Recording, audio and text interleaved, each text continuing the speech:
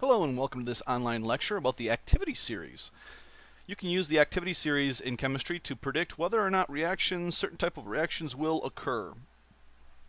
By the end of this video lecture, you should be able to use a printed activity series like this to look at a given equation and decide whether or not that equation is going to happen spontaneously. First and foremost, the activity series that I have here, I'm going to go ahead and link to it in the course and link to it in the comments of this video.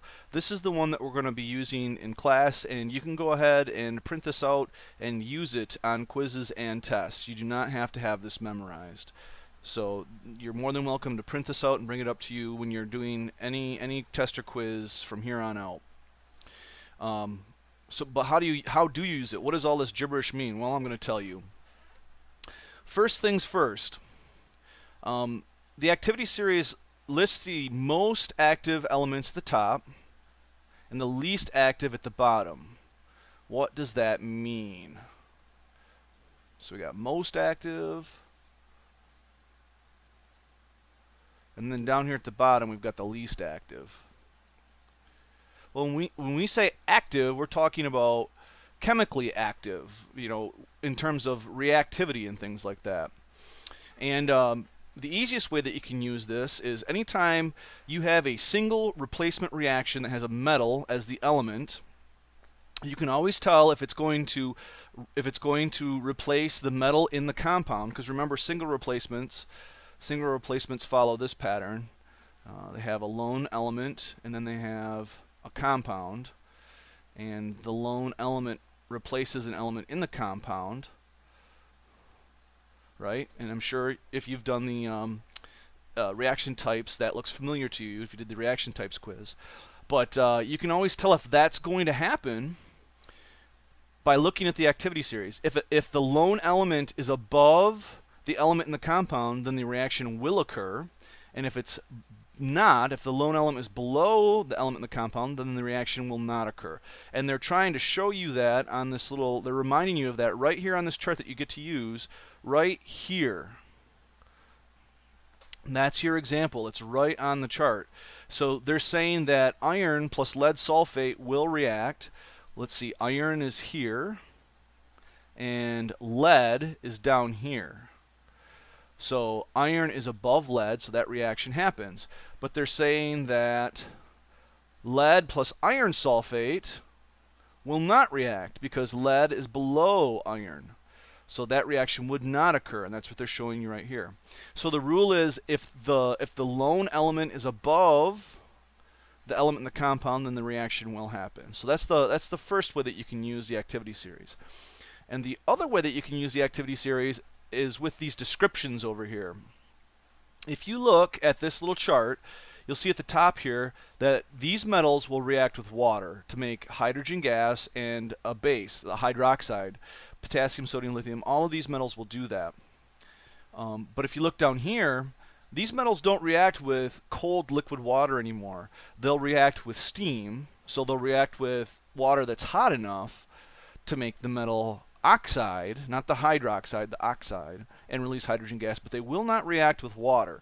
So anytime you see like a metal, call it metal X plus water, if there's no more information there, you have to assume it's liquid water up here and see if it's going to react with it or not.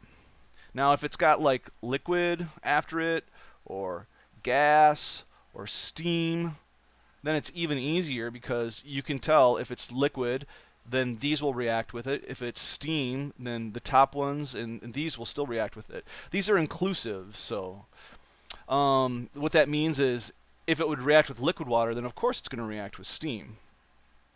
Another reaction that happens is with acids. So you see all of these metals, not only do they react with acids, but they're hazardous reactions. They react very vigorously, release lots of energy. And then down here, it still says that these metals will react with an acid to release hydrogen gas and make a salt. But if we go down a little bit further, we have these. And these metals are pretty unreactive. They don't react with acids, they don't react with water. They're pretty darned inert. So let's say I had the acid hydrogen chloride reacting with, whoa, holy cow, hydrogen chloride reacting with copper metal. You would look at this activity series and you would say to yourself, hey, hydrochloric acid, that's an acid. Okay, is it up here in these two groups that react with acids? Or is it down here in this group that doesn't really react with anything? And you see it's down here, and you know that that's not going to react. A reaction's not going to happen. So that's basically how you can use this table to figure out if a reaction is going to occur or not. You might notice that down here in the bottom, in the right-hand side, they have a series for nonmetals. It's much smaller, but it works in exactly the same way. If an element is above another one on this table, then that element will replace it. So if you have fluorine gas reacting with magnesium oxide, well, fluorine is above oxygen, so you're going to get oxygen gas and magnesium fluoride. You have to balance that. There. So that would react. However, if you had iodine reacting with sodium chloride, you would not get a reaction because iodine is below chlorine. See, and this time, if it's a non-metal by itself, then you have to look down here in the non-metal box. If it's a metal by itself, then you look in the metal series right here to see if it's going to do anything. Well, that about covers it for the activity series. That's how you look at an equation and see if it's going to happen or not. You use the activity series to make that prediction. As always, if you have any questions, please feel free to ask in class, and thanks for watching.